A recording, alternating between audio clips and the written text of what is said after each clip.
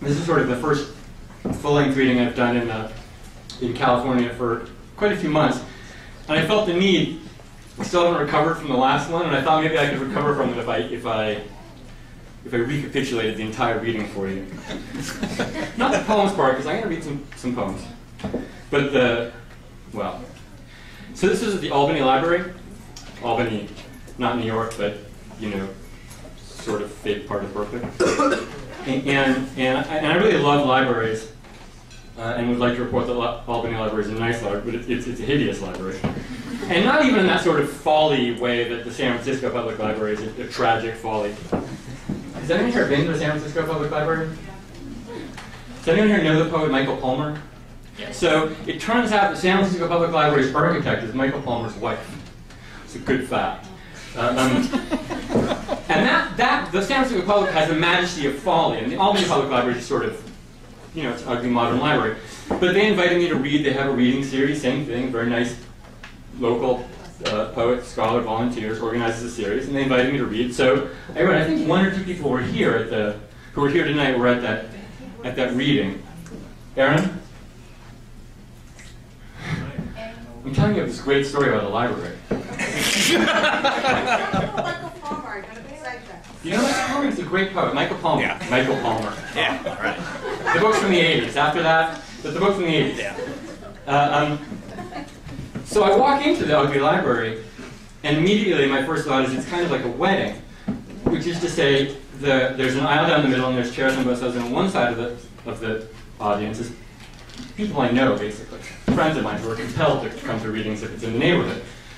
There's some rule, I don't know exactly what it is, you use Google Maps, if it's more than 4.6 miles, you don't have to go, but it's less. And so, there they are. And on the other side, and I don't want to offer a crude generalization, it's old women. It's women who are in their 70s or their 80s. Almost exclusively a couple men. And I immediately understand that the deal is, it's basically their reading series, right? And they're going to read to each other the poems they've written, which is great, and they bring in some visiting poet to sort of be a focal point for the event that keeps things going, much as I'm doing now, for a few minutes before it gets to their part of the reading. That's fine. So I start reading my poems, and after the third one, this woman, she's definitely in her 80s, certainly from New York, judging from the accent, she interrupts me, and she says, "Just have 3 poems." So it's sort of like Andy's mom, but I would say slightly more confrontational, but not very confrontational. And she says, "Do you understand your poems when you write them?"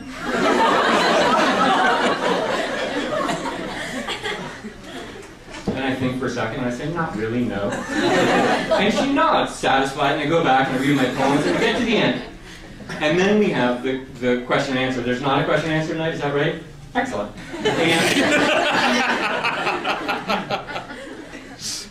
And we have the question and answer. This other woman, her hand shoots up, and she's, I would say, you know, a younger woman, 70s.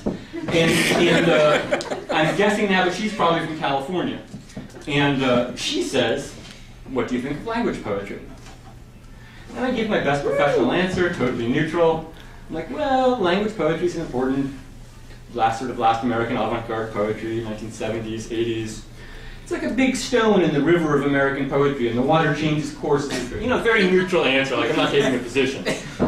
And I'm feeling pretty good about myself, because usually I'll rise to the bait and I'm like, rah! But no, and I finish my sort of neutral, why it's good to know about that stuff. And she says, "I think it's a lot of shucking and jiving." Which of course I'm puzzled. I don't understand generations, but like when a 73-year-old woman says shucking and jiving, is that kind of like when I say fuck? I can't tell, but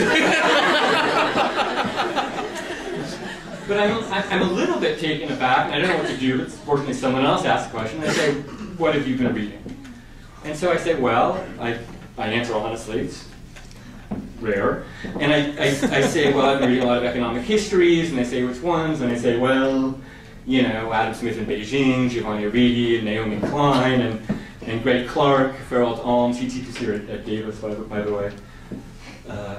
And I say that, and then I feel like that's a little too serious. I feel sort of like pretentious, right? So I say, oh, but I love to watch television, because this always ingratiates you with 75-year-old women. I don't know, but so and they say, well, what do you like to watch? And I say, well, you know, The Wire and Project Runway, which I think is a pretty obvious answer.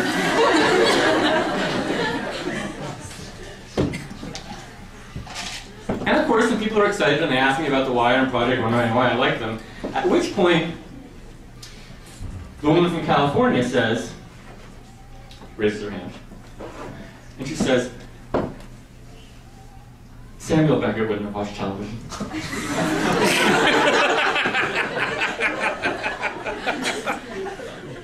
Samuel Beckett stood alone against the horrors of the 20th century.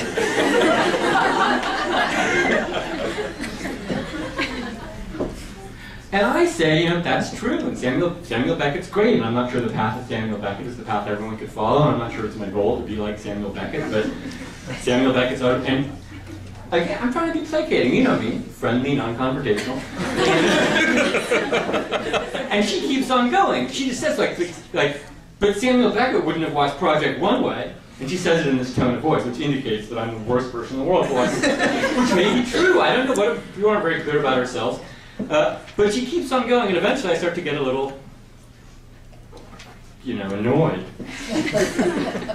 And I say, well, you know, maybe if you'd spent more time watching television, you would have spent less time fucking his secretary and fucking her over. And I realize, you know, I've done the equivalent of saying shucking and jiving, and she's looking at me, and I'm looking here at this incredibly tense moment. We're staring at each other. I'm wondering if I can take her.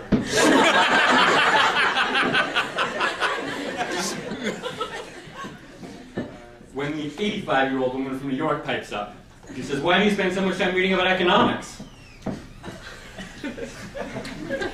I'm very relieved the subject has been changed. And so, you know, I talk about why I'm interested in that, and I sort of give her my favorite quote from Mallarmé, the French poet. You know, he says, everything can be summed up in aesthetics and political economy, and I say, if I could do it all over again, I'd go back to school, I'd take art history classes and economics classes, nothing else. I think it's very interesting. And she says, Ezra Pound spent a lot of time reading economics. To which I say, well, that's true. In fact, quite a few poets are very interested in economics. You know, William Carlos Williams, very interested in economics, social credits, or costs. You obviously a lot about economics. This does not deter her a bit. And she says, do you think that's why you went crazy?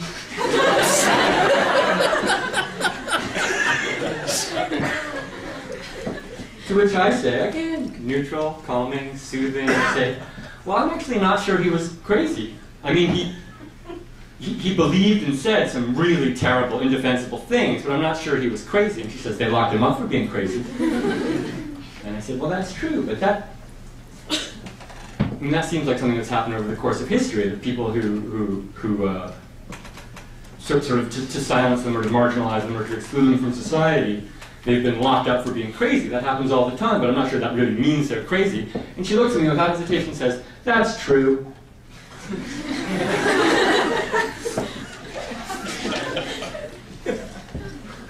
Okay. I feel better now.